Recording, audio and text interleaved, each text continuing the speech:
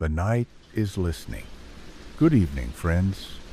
I'm Mr. Narratory, and I'll be your voice tonight as we drift gently towards sleep. If these stories help you relax or fall asleep a little easier, consider liking and subscribing. It really means a lot. Tell me in the comments, what time is it for you right now? And do you have any little bedtime rituals? Now, settle in, get comfortable, close your eyes if you'd like, because it's time for tonight's story. It wasn't the fall that changed him. It was the recovery. My father had tripped on a patch of black ice outside his hardware store one morning in February. Nothing dramatic, just a clean backward slip that cracked the back of his head on the sidewalk. He was unconscious for less than 3 minutes, responsive by the time the ambulance arrived, but they kept him overnight for observation. CT came back clean. No bleeding, no skull fracture, just a concussion and a prescription for rest. He was 63 at the time. The hospital discharged him with a pamphlet about symptoms to watch for and a warning not to drive for 72 hours. I remember picking him up and joking about getting him a cane and life alert badge. He didn't laugh, but that wasn't strange. He wasn't a big laugher to begin with. It was what happened after that set everything sideways. The first shift was minor. He started reading, not the newspaper or the sales circulars like he used to, actual books, history, mythology, philosophy. I found a copy of Beowulf in the passenger seat of his truck, a hardcover edition in Old English, bookmarked halfway through. I asked him why, and he said, "I like how it sounds." But it wasn't just that. He spoke differently, more precise, less slang, shorter pauses between sentences, like the ideas were already cued. Then he started walking farther, alone. I'd catch him down by the river trail before sunrise, moving slow but with intention, like he was tracking something. He'd stop and kneel to examine bark, stones, prints I couldn't see. Said he was checking patterns. My mom said it was just his way of coping with age, that maybe the fall scared him into making the most of his time. But there were other things, subtler things. He stopped watching TV, didn't touch his tools, rearranged the entire garage based on functionality, but couldn't explain what that meant. Started referring to years by number like 1, 9, 8, 4, instead of 84. And the creepiest part, the one that made my skin crawl in the quiet hours, was that he stopped calling me son. Not in a cold or cruel way, just replaced it. Started calling me young one. And always with this small, strange smile, like he knew something about me I hadn't realized yet. I started recording our conversations. I don't know why. Something about his voice felt off. Same tone, same rhythm, but too steady. I played them back and listened to him say things like, "They moved when the light changed," or "You'd be surprised what the crows remember." I played one for my wife and asked if she noticed anything weird. She said, "Yeah, he sounds smarter." But it wasn't intelligence. It was structure. He had learned how to be my father again, but in a way that felt rehearsed, like the pauses were performances, like the affection was calculated. The last thing that tipped me was chess. My dad hated chess, called it a snob game for old men with no hobbies. But I came home one night and found him at the kitchen table with a board and timer, flipping through a worn notebook of openings and strategies in Cyrillic script. When I asked where he learned it, he said, "It's been useful before. Not, it might be. It's been." And I didn't ask any more, because in that moment, I realized something awful. This man sitting at the table, studying pieces, using words like pivot, retreat, and sacrifice with absolute ease, wasn't remembering new things. He was remembering old things, things he'd never done as my father. The worst part wasn't the change in his habits, or the way he spoke. It was how natural it all felt to him. There was no period of clumsiness, no frustration about his memory, no fumbling with new skills like someone piecing things together after trauma. He just adapted.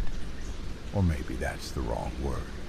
He settled back in, like someone stepping into old shoes.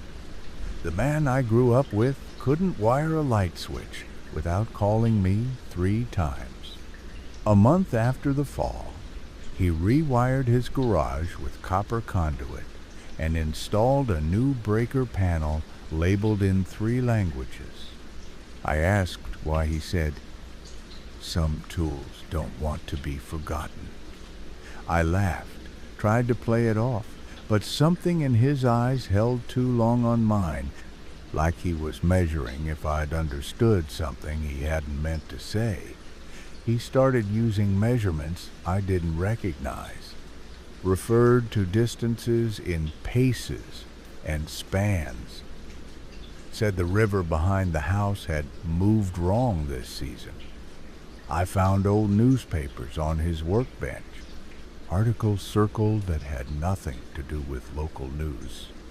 Seismic shifts in northern Russia, migratory anomalies near Finland, an abandoned transmitter station outside of White Sands, New Mexico. All of it obsessive, all of it marked and connected with thin red pen lines that didn't mean anything to me, but clearly meant something to him. He stopped calling friends, let the phone ring without answering, and when I finally confronted him, not aggressively, just sat down and asked, "Do you feel like yourself lately?" He paused, then answered slowly, like someone reading from a script they'd memorized a long time ago. "I've always been me. The problem is when you forget that people were more than one thing before you met them." I asked what that meant. He smiled. "I wasn't always a father. I left after that. I needed space. I told myself it was stress, that my mind was overfiring, trying to make sense of aging, trauma, neuroplasticity, all the buzzwords the internet throws at you when you type personality changes after concussion. But that night, I found a file in my inbox. No sender, no subject, just an audio attachment labeled, 'Listen, if it's waking.' Against my better judgment, I played it. There was static, then the sound of paper being moved, then his voice not recorded like from a phone, but mic'd clearly, calm, focused. And he said, 'When the signals resume, the river will shift again. I've begun pre-mapping local structures and absorbing linguistic tone,' he suspects. That's ahead of schedule." Then silence. Then, end of log 17. The timestamp was from that morning. I hadn't seen him that day. I hadn't told anyone what I was thinking. And that voice, steady, clinical, was not the voice of a retired small-town hardware store owner recovering from a fall. It was the voice of a man preparing for something, documenting, filing, reporting. And I suddenly understood something sickening. This wasn't my father with a strange new skill set. This was something else entirely, inhabiting his face and frame like a uniform. something trying not just to blend in, but to resume its assignment. The next time I visited, he was expecting me. I mean that literally. I didn't call ahead, didn't text, but when I pulled into the driveway, the porch light clicked on, and the door opened like he'd heard me arrive 5 minutes before I did. He stood in the frame, backlit, calm, said nothing, just gestured me in like I was late to something he'd already begun. The living room had changed again. The bookshelf that once held paperbacks and old receipts was now lined with hardcovers on neurobiology, physics, a dictionary of Mesopotamian root words, a guide to acoustic terrain modeling. On the wall behind him hung a map, but not of any country I recognized. No place names, just symbols, grids, hand-drawn annotations, like someone was preparing to launch a survey into somewhere people weren't meant to go. I asked about it. He just looked at it and said, "It's not here, but it connects here." Then turned back to the kitchen and began boiling water without waiting for a reply. We didn't talk much. He asked me how my job was going, but didn't wait for the answer. When I told him Mom was worried, he said, "She's always had trouble accepting molting cycles." I froze. He saw my reaction and clarified. People shed. It's normal. But he said it like a man who wasn't describing memory loss. He was describing a stage of development. We sat down for tea. His movements were deliberate, hands steady, breathing quiet. I brought up the fall, the hospital, hoping to pull some emotional weight from him, something real, something vulnerable. He just smiled and said, "That wasn't the first time this casing took damage, but the frame held." My mouth went dry. He saw the question in my eyes. "You think I'm mad?" he said. "But I'm not." He tapped his head. "This was always meant to hold more than one life. You just never saw the others." I stood, ready to leave. He didn't stop me, just said, "You'll understand when it's your turn. When the memory that isn't yours starts whispering directions in a voice that sounds like your own." I drove straight home, didn't sleep, didn't eat. The next morning, there was an envelope on my windshield. No stamp. Inside, a single sheet of paper with a rough sketch. My house, drawn from above. 3 circles marked in red, one at the kitchen window, one by the hallway vent, and one at my bedroom door. At the bottom, observation points established. Recording phase ready. I started keeping the lights on, all of them, every night. But when I woke up 2 mornings later, all the bulbs were unscrewed, exactly 1 turn. Every single one. Not removed, just turned off. Silently, deliberately, like whoever had done it wanted me to know they could finish the job but weren't ready yet. I didn't confront him. I thought about it more than once, but every scenario ended with a version of him looking at me, not with anger or confusion, but with pity. Like I was the only one still pretending this wasn't already happening. So I did the next best thing. I went to his house when I knew he wouldn't be home. He'd taken to early morning walks that sometimes stretched past noon, so I let myself in just after 10. The house was colder than usual. Not cold from weather cold, like a building without anyone truly living inside it. No radio, no lingering smell of breakfast, just quiet, like even the walls were holding their breath. I started in the garage. The tool bench was perfectly clean. The pegboard reorganized, not by size or function, but by material. I found a notebook beneath a locked drawer. No names, just numbers. Not journal entries, logs, coordinates, elevations, strange headings like reaction interval, subject 14B, and voice calibration complete. In the margins, dozens of phrases in blocky, non-native handwriting, as if he'd been practicing a dialect he no longer used. That's good work. How's your mom? Just me and the dog these days. Like someone rehearsing normalcy, I flipped the page and froze. A photo was taped to the inside cover, a still frame from my front porch camera, me carrying groceries 2 nights earlier. But the angle wasn't from the camera. It was from inside the house. The next page had a rough sketch of my living room, labeled Entry Point Stable, Host Proximity Achieved. I shoved the notebook into my coat and left. Drove to my sister's place an hour away and begged her to stay somewhere else for a few days. She thought I was having a breakdown. I didn't argue.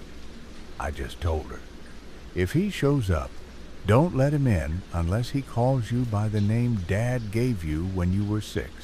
She stared, confused, and said, "You mean Mouse?" I nodded. She agreed, reluctantly. That night, I reviewed the notebook. I'd missed a page near the back. It had one sentence. Some offspring recognized too early. Accelerate observation. Initiate containment. My name was circled below it. I didn't sleep, didn't turn off the lights, just sat in the hallway holding a crowbar, waiting. Nothing came. But in the morning, my phone had a voicemail, unknown number, short message, but I knew the voice instantly. My father, but colder, slower. You're not in danger. You're part of the next casing. You always were. I threw the phone, bought a burner, tried to call the hospital from his original fall to request records, but the nurse on the line said, "I'm sorry, there's no one by that name treated here this year." I gave her the date. She checked again. "Sir," she said gently, "we had no trauma admissions that day. Are you sure you're not confusing facilities?" I thanked her and hung up. Drove back to the house. My hands were shaking. The driveway was empty, but inside, propped against the front door, was his jacket, the one he wore the morning he fell. Clean, dry, and inside the pocket, a photograph of me as a child. But in the photo, I wasn't smiling. I wasn't moving. I was asleep in bed, viewed from the foot of the frame like someone had been standing there just watching. And on the back, in handwriting I knew too well, "This is where the new voice will settle." I tried to tell myself it was stress. That grief manifests strangely. That trauma passes like a fever and eventually burns itself out. But then I started waking up to details I hadn't noticed before. Subtle at first, shoes I never wore, lined up neatly by the door, my razor perfectly dry no matter how recently I'd shaved, the toilet seat always down even though I live alone. Then I started hearing my own voice before I spoke, not as an echo, as a cue. Like a line being read into my head just before my mouth caught up. The voice wasn't different. It wasn't altered. It was mine, but sharper. Like someone using a cleaner version of my thoughts. And once I noticed it, I couldn't unhear it. It told me where I'd left my keys before I checked. Whispered things I hadn't said out loud yet, like, "I'll need to go back," or "He already knows what I'll do next." I went back to my dad's place one last time, not to confront him, but to see if he was still there. If it was, the front door was open. Not broken, not forced, just unlocked, wide, waiting. Inside, everything had been packed, carefully, deliberately. The map was gone. The strange books, the chalk lines around the basement drain, erased. The only thing left behind was a small cassette recorder on the coffee table. Still running, still warm. I played it. My father's voice, but not recent. It sounded older, not in age, but in wear. He said, "Subject 2B has responded poorly to early-stage pattern exposure. Linguistic bleed has begun. Recommend transfer into fallback host." There was a pause. Then he added, "If primary host self-recognizes, initiate immediate handoff protocol." The tape stopped. I turned it over blank on the other side. I pocketed it, stepped outside, and found him standing by the tree in the backyard, right where I used to play as a kid. Same jacket, same posture. Except now, the performance was over. He didn't blink when I approached, didn't smile. He just said, "I thought you'd fight it longer." I asked what he meant. He nodded toward me. "The recognition. You're speaking in echo already, aren't you?" I didn't answer, but I knew what he meant. The little half-second delay in my thoughts. The way decisions felt like they'd already been made. I asked him what he was. He looked me dead in the eyes and said, "We're not replacements. We're reactivations. You think life begins when you're born, but that's only the surface version. The others sleep beneath it." I stepped back. He didn't follow. "There are places," he said, "where memory settles like dust, not gone, just waiting for the right mind to wake it up. That's what this body is, a storage shell, a slow rebirth." I asked him what he wanted. He said, "To leave. My cycle's complete. Yours starts now." I blinked. He was gone. Not vanished, just walking away across the field, coat flapping behind him, steady, without urgency. And when I got home, the lights were already on. My jacket was folded on the back of the couch, but not the one I'd worn out. It was the same style, same make, but worn in, broken, familiar in a way that made my throat close. In the pocket, another photo. Me, sitting on the edge of my bed, half asleep, looking directly at the camera. Only I hadn't taken it. I hadn't lived that moment yet. And written on the back, "Settle in, the new voice fits." It wasn't dreams that started changing. It was memory. Not the big things, not birthdays or faces or places. The small things. The way the floor used to creak in my childhood room. The scratch in the bathroom mirror that was never there. A song I didn't remember learning, but now could hum start to finish. And each time I recognized one of these small details, it came with a feeling that chilled me more than any nightmare familiarity without explanation. I started walking at night just like he had, not out of restlessness, but from a pull. A quiet rhythm I didn't realize I'd fallen into. I'd reached the end of my street without remembering the first few steps. My hands started moving before I thought. Muscle memory I hadn't earned. Once, I found myself sketching a shape into the condensation on my bathroom mirror, a spiral intersected by two triangles. Didn't know what it meant. Didn't know how long I'd been drawing it. But it felt right. One morning I woke up and my mouth was already forming a word in another language. I didn't write it down. I knew better. Some instinct, not fear. But preservation told me that writing made things permanent, that naming things was how they attached. I stopped speaking for a day, then two. The silence felt right, clean, like a room being aired out before someone else arrived. I didn't see my father again, but I found evidence that he'd been back in the house, small things.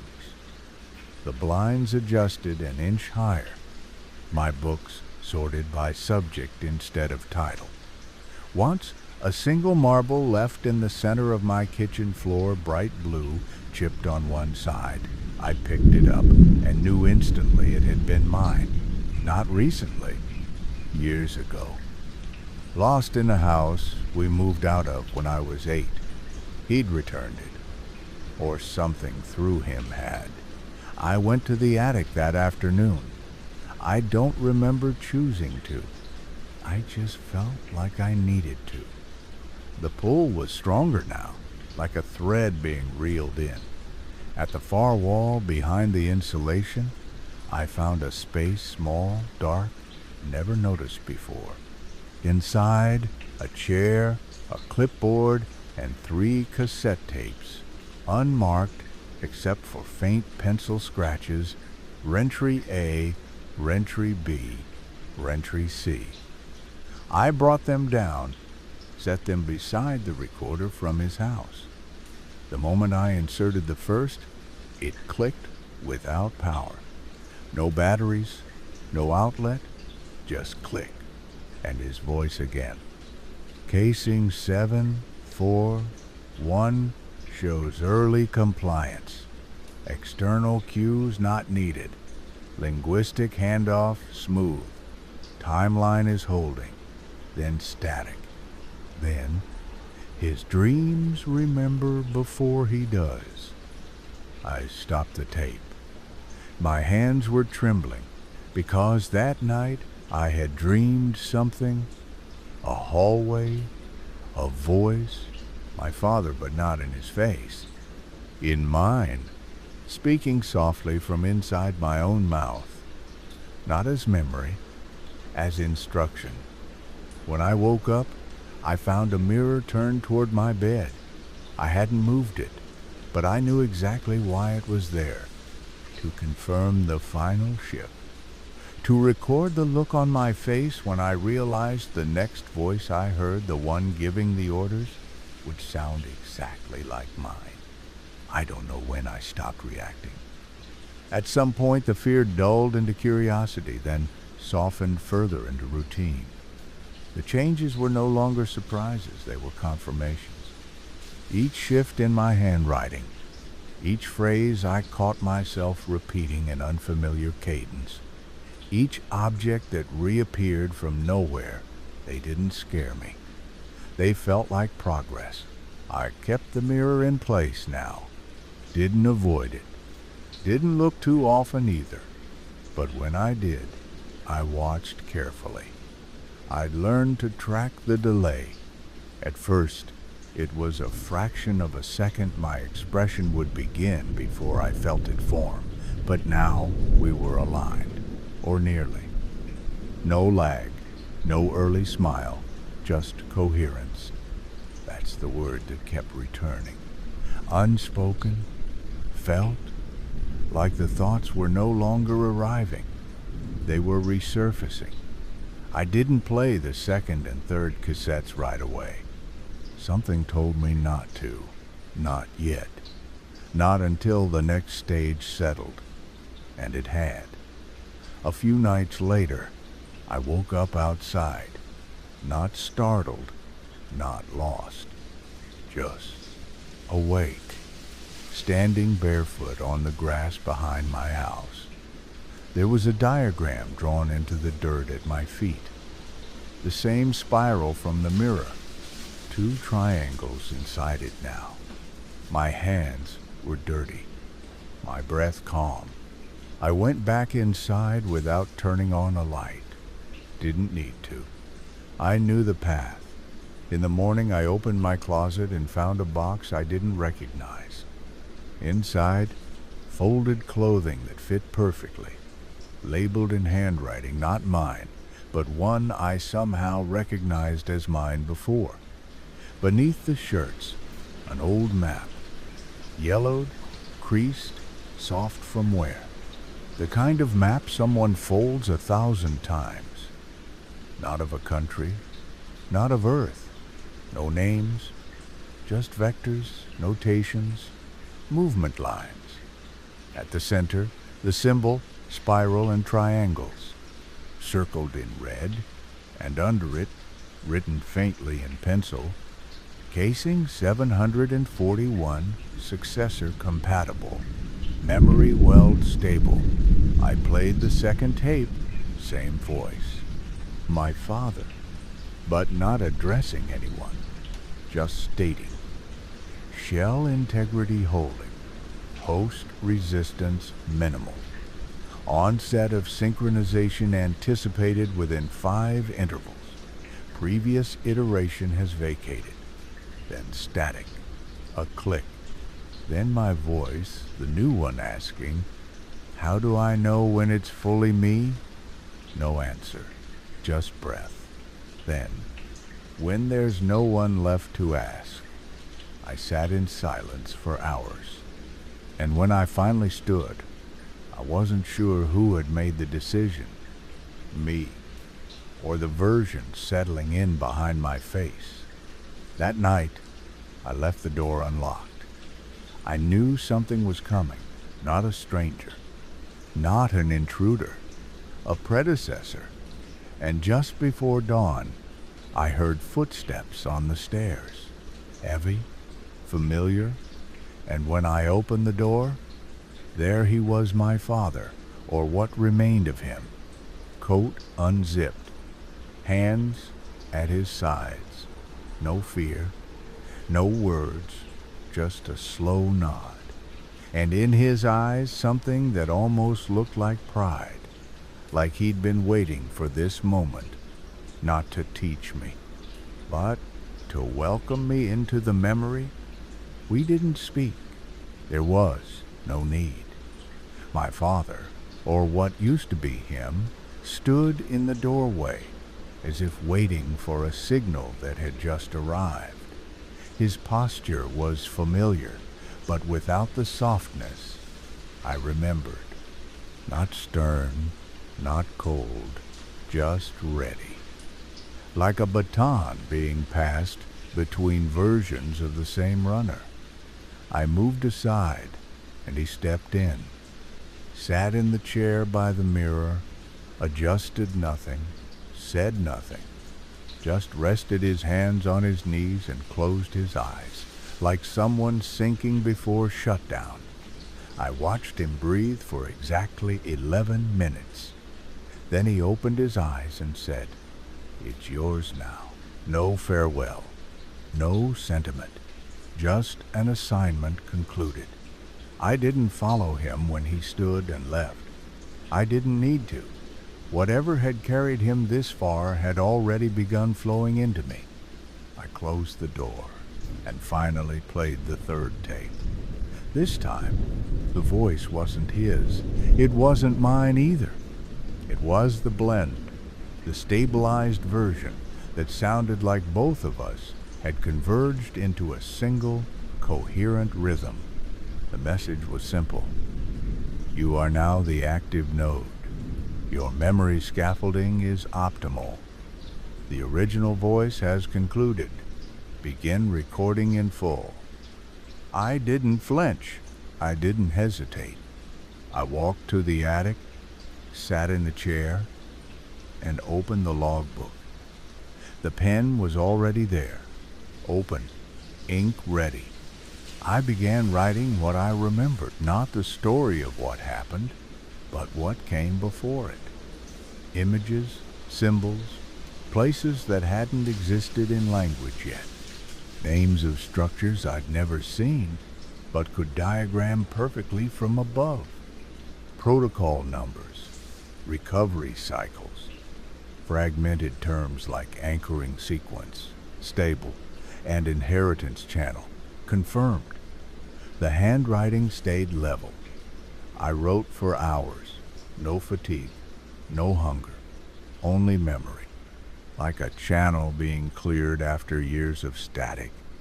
The longer I wrote, the less I felt like I was pulling something out, and the more I felt like I was letting something back in. Around 2:17 a.m., I stopped. The mirror had fogged over, though there was no heat, no shower, no condensation. Just a word slowly clearing into the glass. Ready. I nodded. Not at it. At myself. At the version of me that had been waiting for this moment to settle, to fully enter. I went to bed and slept without dreaming. Woke before dawn and checked the notebook. The final line had been written without my awareness. Subject 740. One now fully coherent. Memory handoff complete. Ready to receive next. And at the bottom, in small handwriting identical to mine, prepare the next shell. I didn't need instructions. I knew exactly what to do. That's how you know it's working, when the questions go quiet. When the instructions don't feel like suggestions anymore, just reminders. I used to think identity was something you defended, a castle of memory built brick by brick, experience by experience. But now I understand it's more like a garment, something worn, adjusted, and eventually handed down. I wasn't losing myself. I was inheriting the fit, and the new version wore it well. I noticed it most in the quiet decisions. I no longer double-checked locks or reread texts before hitting send. There was no hesitation. I knew what I meant and what each action meant in return. I began logging new entries, not in words, but in patterns. Sequences of tone, posture, phrasing, preparing the next guide. The doorbell rang once, precisely at 3:11 a.m. I didn't answer. I didn't need to. The arrival was ahead of schedule, as predicted in the margins of the third tape. Instead, I went to the attic, sat in the chair, waited. 20 minutes later, the voice recorder activated itself without power, just like before. The voice, not quite mine, not quite his, said, "Subject 742 has approached. Pattern replication appears intact. You may initiate the signal." I nodded, though there was no camera, no watcher. The acknowledgement was internal. All that mattered now was continuity. I went downstairs and opened the front door. The man on the porch was young, early 20s, confused, holding a folder of old family papers he claimed had my name on them. I let him speak, watched his eyes, track the house like it was a place half remembered from a dream. His last sentence clinched it. "I just thought maybe you could explain why my handwriting matches yours exactly." I smiled. "Come in." I didn't tell him the truth, not all at once. I offered tea, let him sit in the chair, watched him take in the walls, the layout, the scent. I knew what he felt. Familiarity without ownership. I gave him the logbook, let him flip through the entries. His hand trembled slightly. He recognized the phrases, not cognitively, viscerally. At the base of the stairs, the mirror cleared again. This time, the word wasn't ready. It was transfer. I stood beside him and said, "You've been here before. That's why you came back." He didn't argue. Not even a nod. Just silence. The silence of recognition. I told him, gently, it won't feel like a takeover. You'll feel yourself begin to fit into the spaces that were left for you, like water settling into stone, he whispered. How long will it take? I smiled just slightly. You've already started. And with that, the cycle advanced.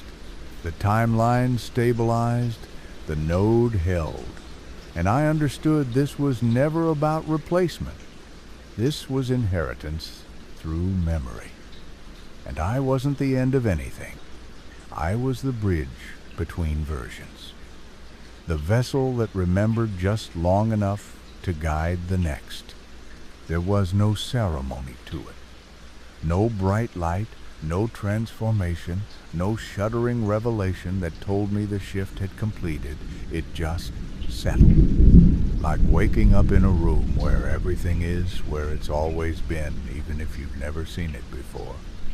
The young man 742 came back 3 more times. Each visit less about questions, more about pattern reinforcement. I watched the recognition harden behind his eyes. It always starts with doubt. Then comes the fascination. Then the silence. And when they stop asking who they were and start asking what comes next, you know the casing is ready. I gave him the cassettes. He never returned them. He didn't need to. They weren't for me anymore.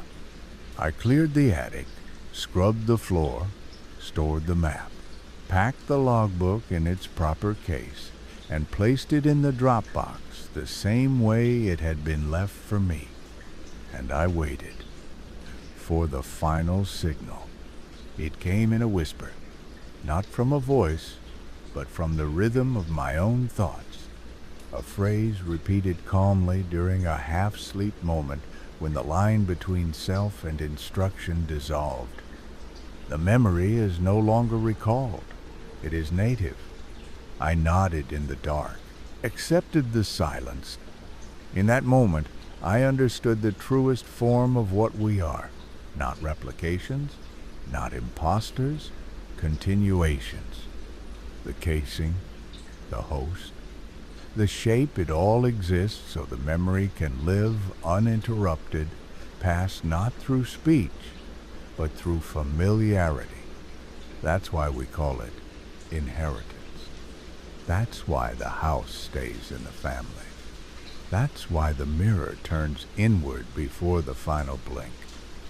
I don't wait for him anymore. He's already here. And when I speak, the words are mine. They always have been. But now, I know where they began. The version I used to be is still in there somewhere resting, folded like the pages of a book too heavy to finish in one lifetime. I keep the lights off now, the mirror uncovered, the door unlocked. And sometimes, just before sleep, I say the phrase aloud, the new voice fits because I've earned it, because he earned it, because whatever he became, I am now. And whoever comes next will be too.